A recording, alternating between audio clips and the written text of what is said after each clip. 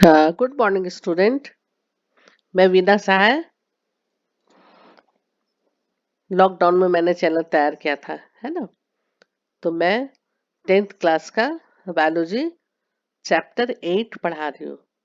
पिछले वीडियो में मैंने कुछ क्वेश्चन आंसर किए थे और ये हमने क्या सीखा वो करने के बाद अभ्यास से क्वेश्चन स्टार्ट किया था जो मैं नहीं कर पाई। ठीक है, तो इसे मैं इस वीडियो में बता रही, ये अलग वीडियो में इसको बता रही हूँ। ठीक है, तो अभी पहला क्वेश्चन है, अलैंगिक जनन मुकुलन द्वारा होता है। इस वीडियो में केवल क्वेश्चन आंसर आपका रहेगा। एक बार, दो बार, तीन बार, जितना बार सुनेंगे और कॉपी में उसका आंसर लिखेंगे।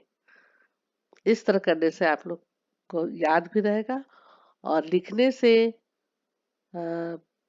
जल्दी भूलता नहीं है। कोई भी स्टूडेंट 3 बार 4 बार किसी चीज को सुन ले वो भी दिमाग में रहता है, लेकिन यदि कॉपी में आप लिख लीजिएगा तो उसको आप नहीं भूलिएगा।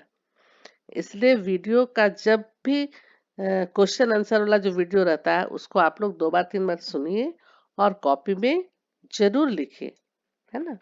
तब आप लोग को हमेशा के लिए दिमाग में बैठ जाएगा। तो फर्स्ट क्वेश्चन है, अलैंगिक जनन मुकुलन द्वारा होता है। किस में होता है? अमीबा, ईस्ट प्लाज्मोडियम और लिस्मेनिया। तो किस में होता है मुकुलन? आप लोग को पता होगा, याद होगा, ईस्ट में, है ना। इसका आंसर है बी। सेकेंड क्वेश्चन है, निम्न में से कौन मानव में मादा जनन का भाग नहीं है? ये अभी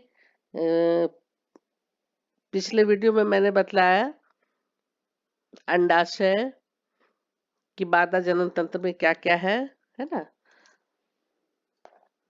अंडाशय, गर्भाशय, डिंबवाहिनी, फैलोपियन ट्यूब, ये सब जो रहता है वो वजाइना, ये सब मादा जनन तंत्र के भाग है। तो इसमें यहाँ पर क्या है? शुक्रवाहिका, ये मेल रिप्रोडक्टिव ऑर्गन के अंतर्गत आता है ना। शुक्रवाहिका जिसको कहते हैं, वास्ट डिफरेंस, इसमें स्पर्म को ले जाया जाता है। स्पर्म का वाहन इसी से होता है, शुक्रवाहिका से। थर्ड है, परागकोश में होते हैं बाह्य दल, अंडाशय, अंडप और परागकण। तो ये भी आप लोग को पता होगा, परागकोश में क्या रहेगा? परागकण, है ना। परागकोश के अंदर परागकण रहता है। फोर्थ क्वेश्चन है, अलैंगिक जनन की अपेक्षा लैंगिक जनन के क्या लाभ होते हैं?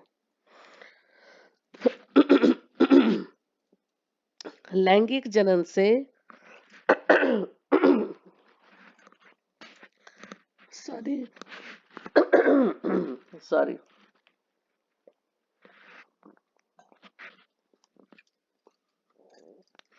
लैंगिक जनन से अधिक विभिन्नताएं उत्पन्न होती है ना। लैंगिक जनन जो होता है तो उससे अधिक विभिन्नताएं उत्पन्न होती हैं जो स्पीशीज के अस्तित्व के लिए आवश्यक है। एक स्पीशीज जो स्पीशीज है उसके अस्तित्व के लिए आवश्यक है लैंगिक जनन। लैंगिक जनन में दो विभिन्न जीव, मेल तथा फीमेल, हिस्सा लेते हैं और जिनके नए युग्मक बनते हैं, है ना। मेल और फीमेल हिस्सा लेते हैं, उनके जो गैमिट होते हैं उसके नए जायगोट बनते हैं, युग्मक बनते हैं। और नए जीवों के विकास में इनकी महत्वपूर्ण भूमिका होती है। आनुवंशिक विविधता का भी विकास होता है। तो लैंगिक जनन इस तरह से लाभदायक है अलैंगिक जनन से, है ना। सबसे पहले तो स्पीशीज की बात होती है, उसके अस्तित्व के लिए आवश्यक है, नहीं तो क्या होगा, धीरे धीरे संपूर्ण जीव का विनाश हो जाएगा और फिर कुछ नहीं बचेगा। तो इसके लिए लैंगिक जनन की आवश्यकता बहुत जरूरी है। लैंगिक जनन में दो विभिन्न जीव, मेल तथा फीमेल, हिस्सा लेते हैं और जीव के नए जायगोट बनते हैं। नए जीवों के विकास में इसकी महत्वपूर्ण भूमिका होती है। आनुवंशिक विविधता का विकास होता है ना। आनुवंशिकता का भी विकास होता है, उनकी विविधता का विकास होता है। इसलिए लैंगिक जनन अलैंगिक जनन से कई ज्यादा लाभदायक है और उससे लाभ है। पांचवा क्वेश्चन है कि मानव में वृषण के क्या कार्य हैं। मानव में वृषण के क्या कार्य है? तो सबसे पहले वृषण का कार्य तो सबसे महत्वपूर्ण है ना। वृषण का कार्य सबसे महत्वपूर्ण है। यह शुक्राणु यानी कि स्पर्म का फॉर्मेशन करता है और मेल रिप्रोडक्टिव हार्मोन्स का सिक्रेशन करता है, जिसका नाम है टेस्टोस्टेरॉन। टेस्टोस्टेरॉन हार्मोन्स जो है वह शुक्राणुओं को पोषण भी प्रदान करता है और ये स्राव ही स्पर्म के फीमेल में स्थानांतरण भी करता है। ये स्राव स्पर्म को फीमेल में स्थानांतरण करता है। ये शारीरिक और मानसिक दशाएं जो सम्मिलित रूप से क्रिया करती है, वह किसी नर अथवा मादा का जनन क्षमता को प्रभावित करती है। समझे? यहाँ पर क्या है कि ये वृषण जो है शारीरिक और मानसिक दशाएं जो सम्मिलित रूप से किसी नर अथवा मादा यानी कि मेल या फीमेल कर जनन क्षमता को प्रभावित करती है। वृषण जो है वह वृषण कोश में स्थित रहता है। वृषण जो है वह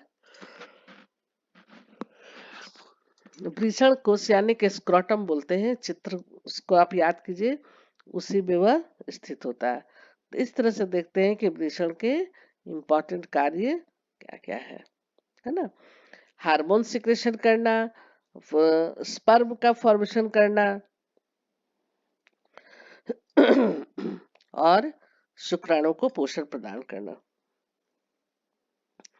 अब है कि ऋतुस्राव क्यों होता है। छठा क्वेश्चन है कि ऋतुस्राव क्यों होता है। ऋतुस्राव इसलिए होता है कि यदि अंडाणु जब अंडाणु का फर्टिलाइजेशन नहीं होता है, निषेचन जब नहीं होता है, तो क्या होता है कि वह अंडाणु लगभग 1 दिन तक जीवित रहता है और गर्भाशय की दीवार जो रहती है वह इसका तैयारी करती है कि अंडा फर्टिलाइज्ड हो जाए, अंडा जो है वह निषेचित हो जाए। इसका वह तैयारी करती है कौन? गर्भाशय कि निषेचित अंडाणु को प्राप्त करने की तैयारी करती है। और इधर गर्भाशय की दीवार मोटी तथा स्पॉन्जी हो जाती है ना। और जब फर्टिलाइज्ड नहीं हो पाता है, वह अंडाणु निषेचित नहीं हो पाता है, किसी स्पर्म के साथ जब निषेचित नहीं हो पाता है, तो ऐसा नहीं होने पर वह धीरे धीरे जो दीवार है वह धीरे धीरे टूटने लगती है और टूटती है और ब्लड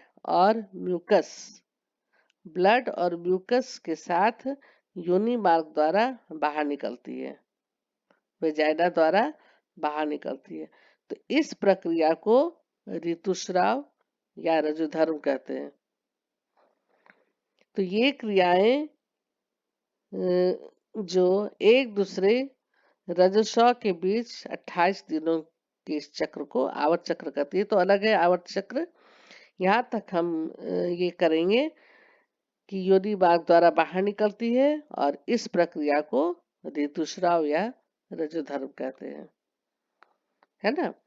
तो ये किस स्थिति में होता है? जब अंडाणु फर्टिलाइज्ड नहीं होता है, तब उस क्रिया में वे दीवार जो है गर्भाशय की दीवार धीरे धीरे टूटती है और ब्लड और म्यूकस के साथ मिलकर योनि मार्ग के द्वारा बाहर निकल जाती है। तो इस प्रक्रिया को हम लोग ऋतुस्राव कहते हैं। इसलिए ऋतुस्राव होता है। क्यों होता है? तो उसका आंसर यही होगा कि इसलिए ऋतुस्राव होता है। जब अंडाणु का फर्टिलाइजेशन नहीं होता है तब ऋतुस्राव होता है। ठीक है। जब फर्टिलाइजेशन हो जाएगा तो क्या हो जाएगा? फिर तो कोशिका विभाजन और धीरे धीरे एम्ब्रियो तैयार हो जाएगा। तो ऋतुस्राव ऐसी स्थिति में नहीं होता है। समझे? जब एग का निषेचन होता है तो ऋतुस्राव नहीं होता है, और जब नहीं होता है फर्टिलाइजेशन तो ऋतुस्राव होता है। इसका आंसर जान गए क्यों होता है? अब है पुष्प के अनुदैर्ध्य काट का नामांकित चित्र बना है। तो इसको चित्र देख के आप लोग बना लीजिएगा गुड़हल का।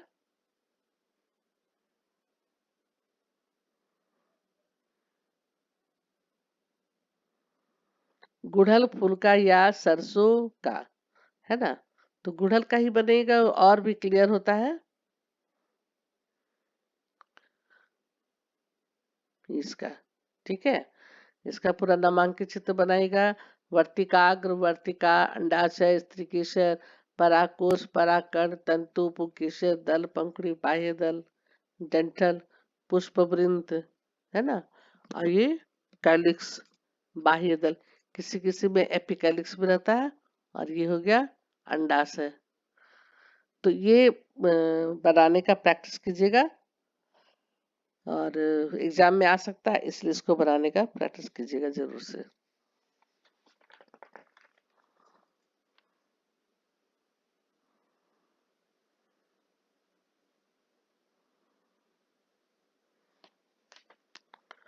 हर चित्र को बनाने का आप लोग कोशिश कीजिएगा। एग्जाम में कब क्या आ जाएगा कोई नहीं जानता है ना? Male reproductive organ, female reproductive organ, फिर अंडाशय वाला चित्र, फिर अनुदैर्ध्य काट पुष्प का चित्र, और ये सब सब आप लोग प्रैक्टिस कर लीजिएगा। अब है क्वेश्चन सातवां क्वेश्चन हो गया। आठवां, गर्भ निरोधन की विभिन्न विधियां कौन सी है? तो गर्भ विरोधन की विधियां है, सबसे पहले रासायनिक विधियां है। उसमें क्या है, ये विधि में स्त्रियां गोलियां खाकर गर्भ धारण को रोक सकती है। गर्भ निरोधक जो है, इसमें क्या होता है कि गोलियां मिलती है, उसको खाने से भी गर्भ निरोधन हो सकता है, हाँ, गर्भ धारण नहीं होगा। और मुख्य गोलियों विशेषतः शरीर के हार्मोन्स में बदलाव उत्पन्न करती है ना? गोलियां जो है, जो हम लोग गोली खाते हैं उसके लिए, तो शरीर के हार्मोन्स में बदलाव उत्पन्न कर देती है। उससे क्या होता है कि गर्भधारण तो नहीं होता है, लेकिन साइड इफेक्ट शरीर में हो जाता है ना? तो गोलियां खा करके गर्भधारण तो रोक सकते हैं, लेकिन उसका साइड इफेक्ट भी पड़ता है। तो ये बहुत तरह से बहुत सही नहीं होता है। फिर है दूसरा, लूप तथा कॉपर यूज करके। तो कॉपर यूज करके भी गर्भाशय में स्थापित करने करके गर्भाशय को रोका जा सकता, गर्भधारण को रोका जा सकता है। कैसे? कॉपर को लगा के। तो कॉपर जो है वो गर्भाशय में स्थापित किया जाता है ना? तो उससे भी गर्भधारण रोका जा सकता है। और तीसरा पॉइंट है अवरोधक विधियां। इसमें क्या होता है कि इन विधि में पेनिस का कवर आता है, जिसको कंडोम कहते हैं, जो कि स्पर्म को फीमेल जेनाइटल तक नहीं पहुंचने देता है ना? वह स्पर्म को अंदर की ओर नहीं जाने देता है। तो वो भी एक विधि है। तो इस तरह से हम देखते हैं। और एक है ऑपरेशन, है ना? वो है शल्य चिकित्सा। उससे भी गर्भ निरोधन रोका जाता है। उसमें क्या होता है कि या तो शुक्र वाहिका को अवरुद्ध कर दिया जाता है, जिससे कि शुक्राणु वहां तक नहीं पहुंच सके, है ना, शुक्राणु का फॉर्मेशन हो, लेकिन वह योनि तक, वेजाइना के थ्रू, और वहां तक न पहुंच सके, अंदर तक न पहुंच सके। और फीमेल में डिम्ब वाहिनी यानी कि फैलोपियन ट्यूब को अवरुद्ध कर दिया जाएगा, तो उसका एग जो है सो वह भी गर्भाशय तक नहीं पहुंचेगा, यूट्रस तक नहीं पहुंचेगा। तो इस तरह से कुछ विधियां हैं जो कि गर्भ निरोधन है ना, उनको रोका जा सकता है।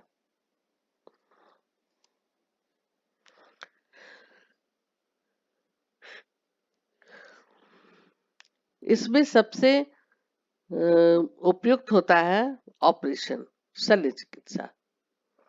उसमें किसी चीज का खतरा नहीं रहता है ना, शल्य चिकित्सा कर देने से निश्चित होता है। 9वां क्वेश्चन है कि एक कोशिका एवं बहुकोशिकीय जीवों की जनन पद्धति में क्या अंतर है। अब एक कोशिका और बहुकोशिकीय जीवों की जनन पद्धति में क्या अंतर है। एक कोशिकीय जीव तो एकल जीव होने के कारण इनमें सरल संरचना होती है ना। एक कोशिकीय जीव मतलब एकल, एक संरचना, उसकी संरचना इतना सरल होता है कि जनन के लिए विशेष अंग नहीं होते, और अतः उनमें सेक्सुअल रिप्रोडक्शन होता है। इनमें क्या होता है, एक अलग से विशेष अंग नहीं होते हैं, और उनमें सेक्सुअल रिप्रोडक्शन होता है।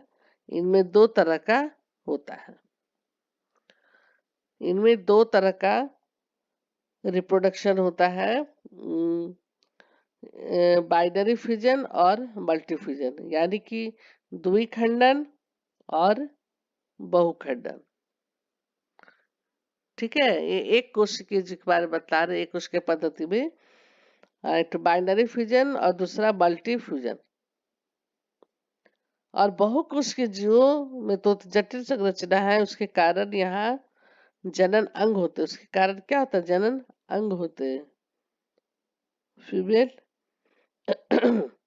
फीमेल दोनों जीवों की आवश्यकता होता है। इसमें क्या होता है, बहुकोशिकीय जीवों में मेल भी चाहिए और फीमेल भी चाहिए, दोनों रहेंगे तभी ये संभव है, ये जनन तभी संभव है, जबकि मेल और फीमेल दोनों जीव रहेंगे तब।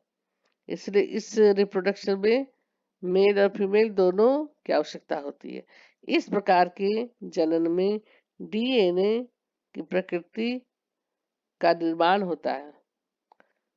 इस तरह के जनन में डीएनए की प्रकृति का निर्माण होता है तथा इससे विविधताएं भी उत्पन्न होती हैं जो विकास में सहायक है ना। सेक्सुअल रिप्रोडक्शन पे क्या होता है, विभिन्नताएं उत्पन्न होती है जो कि विकास के लिए, विकास में सहायक है। तो एक उसकी जीव की जनन पद्धति में विभिन्नताओं के उत्पन्न होने की संभावना कम होती है या नहीं रहती है ना।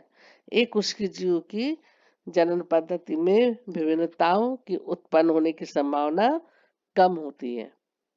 तो इस तरह से एक कोशिकीय एवं बहुकोशिकीय जीवों में जनन पद्धति में अंतर है। 10वां क्वेश्चन है कि जनन किसी स्पीसीज की समष्टि के स्थायित्व में किस प्रकार सहायक है। जनन किसी स्पीसीज की समष्टि के स्थायित्व में किस प्रकार सहायक है। ये भी वही आंसर लगभग होगा कि इसमें क्या है कि जीवों में जनन की प्रक्रिया नहीं होती तो ये अपने समान जीवों की उत्पत्ति भी नहीं कर पाती, तथा एक समय ऐसा होता कि उनका सारा अस्तित्व खत्म हो जाता है ना। उनका क्या हो जाता, सारा अस्तित्व खत्म हो जाता, फिर कुछ भी न रह जाता। तो जनन से विभिन्नताएं भी उत्पन्न होती है, और ये विभिन्नताएं विपरीत परिस्थितियों में भी जीवों को जीवित रहने के लिए अनुकूलित करता है, अनुकूलन बनाता है ना।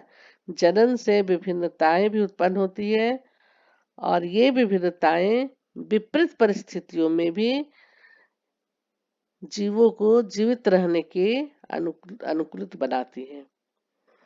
तो इस कारण उन जीवों की स्पीशीज समाप्त नहीं हो पाती है, समाप्त नहीं हो पाती है। जनन द्वारा जीव अपने प्रतिकृति अथवा नई संतति को जन्म देती है। जनन द्वारा जीव अपनी प्रतिकृति अथवा नई संतति को जन्म देती है।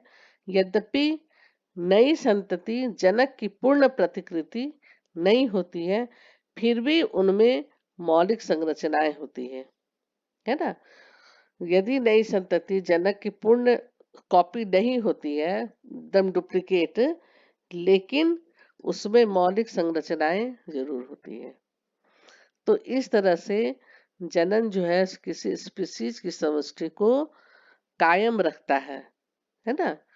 धरती पर वो कायम है कि वह उस तरह से उसी वातावरण में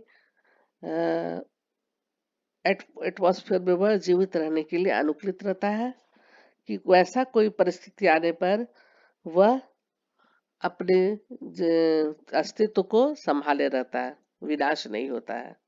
ठीक है, तो इस प्रकार जनन लाभदायक है।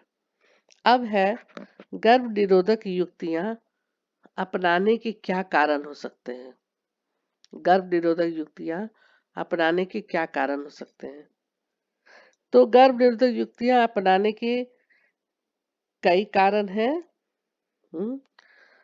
पहले तो अनचाहे गर्भ से बचने के लिए, गर्भ धारण नहीं करना चाहती जो महिलाएं, तो अनचाहे गर्भ से बचने के लिए, फिर लैंगिक रोगों से बचने के लिए। इसमें क्या होता है, लैंगिक बीमारियां भी होती है, तो लैंगिक रोगों से बचने के लिए भी, कुछ वित्तीय कारणों से भी, कुछ स्वास्थ्य कारणों से भी, है ना, कि हमारा स्वास्थ्य साथ नहीं देता, उस कारणों से भी कुछ बीमारियां हो या कमजोरी हो, और कुछ पॉपुलेशन को कंट्रोल करने के लिए, बर्थ रेट को कंट्रोल करने के लिए, ऐसा भी हो सकता है ना। तो कंट्रोल पॉपुलेशन राइज या बर्थ रेट। तो इस तरह से हम देखते हैं कि गर्भ निरोधक युक्तियां अपनाने के कई कारण हो सकते हैं, है ना।